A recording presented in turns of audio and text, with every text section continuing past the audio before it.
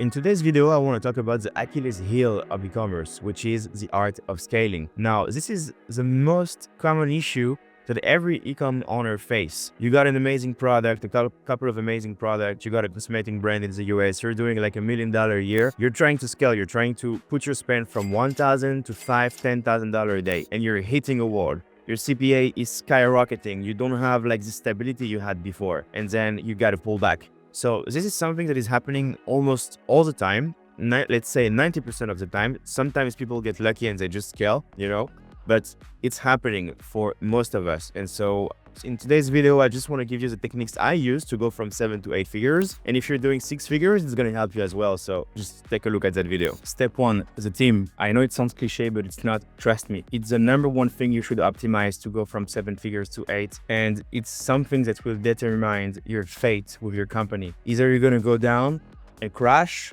and just keep burning cash and not having the right solutions, or you're going to find A players that are going to bring you to the top. I came across a LinkedIn post yesterday that was super interesting from a guy called John Hutchison, which was the CEO and advisor of Bonobos and previously the North Face and Nike. He started writing this LinkedIn post starting like this.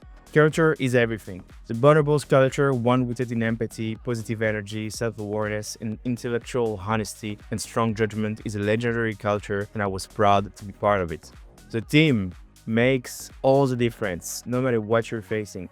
Now guys, isn't it crazy that someone that big working for the biggest retail company in the world starts with saying the team is what matters the most? It's just showing you, the right path to take with your small D2C brand. If you're doing like 6 figures or even 7 figures, it's crucial. It's what's going to determine your fate, really guys. The difference between average and the best is 50 to 1, maybe 100 to 1. Easy. Okay? Yeah. Very few things in life are like this. But what I was lucky enough to spend my life in is like this. And so I've built a lot of my success off finding these truly gifted people. Because the output of a B players and the output of A players is so vast that it's gonna make the whole difference. Just think about it this way. If you're taking, for example, a CMO, and the CMO is only finding solutions, hiring consultant and agency, and not doing anything himself or herself, and you don't have any sort of solutions, and he's not capable of doing anything aside of hiring people. And then you got a CMO on the other side that not only find new strategies that are unheard of, but also hiring the right people and also execute, and all just, the output is boom. Very so huge, so different. It's changing the fate of your company. I'm gonna give you another example.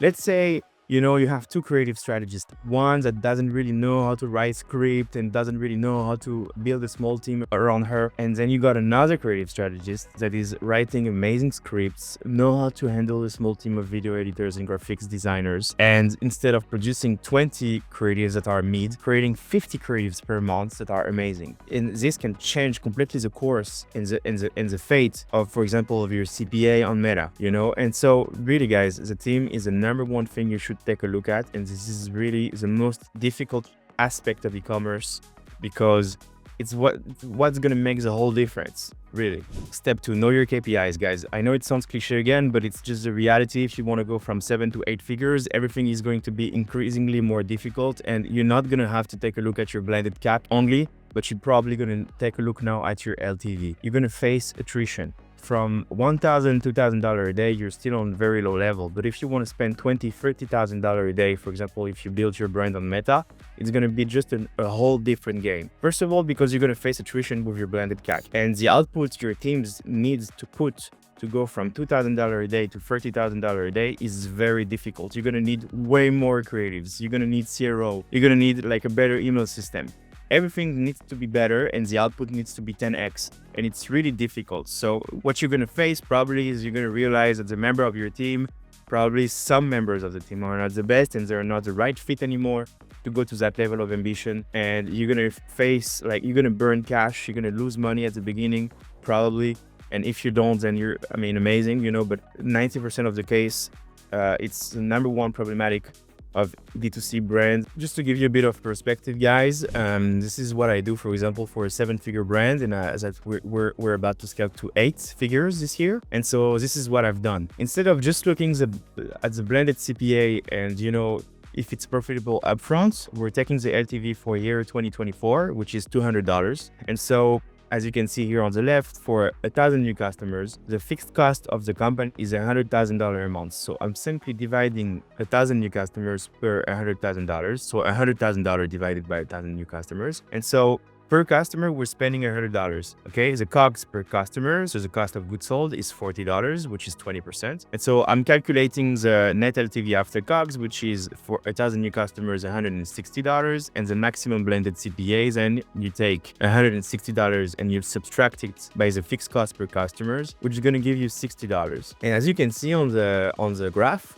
for 1,200 customers, 1,500 customers, and 2,000 customers, the maximum blended CPA increase. And it's just because the fixed cost per customers is decreasing while the number of new customers increase. And it's, so this is also, it's why LTV is so important, guys, by the way. And I run the same numbers with a $300 LTV, just to give you another perspective. And as you can see on this new dashboard here, for 2,000 new customers, we can go up to $190, which is crazy. And it's just showing you why you need to work on AOV and LTV and always increase those metrics, because it's what's going to give you the room to go from 7 to 8 figures and from 8 figures to 9. Because really, again, guys, you're never going to have the same CPA at 6 figures than at 8 or 9. It's simply, you don't have enough people to buy. So it's simply going to be more difficult.